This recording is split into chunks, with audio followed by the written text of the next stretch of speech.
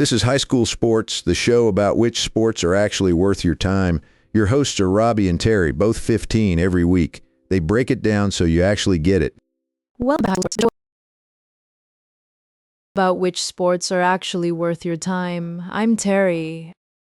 And I'm Robbie, and today we're talking about climbing, like actual rock climbing, which is now a legit high school varsity sport in dozens of states. Which honestly surprised me, because when I think climbing, I think summer camp and slightly terrifying ropes courses. Same, but the numbers back it up. Over 300 high schools across the country now have competitive climbing teams. 300? That's not a trend, that's a movement. And it's growing fast, partly because climbing made its Olympic debut at the Tokyo Games in 2021, and suddenly everyone wanted in. I watched that. Climbers are built like they were designed in a lab, super strong but also weirdly graceful. The sport has 3 disciplines: speed, bouldering, and lead climbing. High school competition usually focuses on bouldering and lead. Break that down for people who've never set foot on a wall. Bouldering is short, powerful routes without a rope. You fall onto a mat. Lead is longer routes with a rope, all about endurance. So one's a sprint and one's a marathon, basically. Exactly, and speed climbing is its own wild thing. The world record on the standard 15-meter speed wall is under 5 seconds. Under 5 seconds, that's not climbing, that's teleporting. Right? The body strength required is genuinely insane. Elite climbers can hang from one arm on a ledge smaller than a penny. Meanwhile, I can barely open a pickle jar. What makes this different from most high school sports is the community vibe. Climbers genuinely cheer for each other, even competitors. That's rare. At most meets, people are out there trying to psych each other out. In climbing culture, if someone's struggling on a problem, other competitors will literally shout beta advice to help them finish the route. That is either the most wholesome thing I've ever heard or the most chaotic strategy session. Maybe both? And the barrier to entry is lower than people think. You don't need to live near mountains. Right, indoor climbing gyms have exploded. There are now over 600 commercial climbing gyms in the United States alone. Most high school teams practice at indoor gyms, so geography doesn't hold you back the way it used to. That levels the playing field in a really cool way.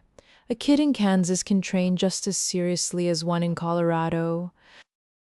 And the physical benefits are off the charts. Climbing builds grip strength, core, flexibility, problem solving, and mental focus all at once.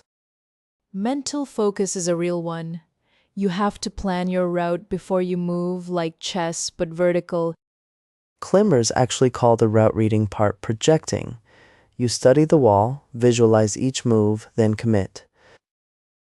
Which means this sport rewards people who think carefully, not just people who are biggest or fastest. That opens doors for athletes who might not fit the mold of traditional sports. Climbing doesn't care about your height or build the same way.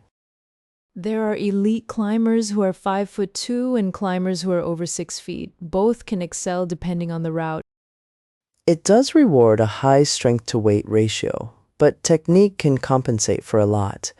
Coaches always say footwork is the secret weapon. Footwork. Nobody thinks about the feet. You're staring at the holds with your hands and your feet are just doing whatever.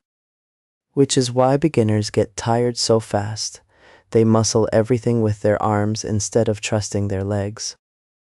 I tried climbing once and my forearms gave out in about 4 minutes. Very humbling. That's called getting pumped. The lactic acid just floods your forearms and your grip is just gone. Gone, like your hands stopped being yours. It's a strange sensation. Training for that endurance is a big part of competitive prep. Teams do fingerboard workouts, core circuits, and lots of mileage on the wall. It sounds intense, but also genuinely fun in a way that running laps is not. The social side is huge too. Climbing is inherently collaborative even in competition. You share a wall, you share knowledge. And increasingly, schools are seeing it attract students who weren't interested in any other sport. Climbing is pulling kids off the sidelines.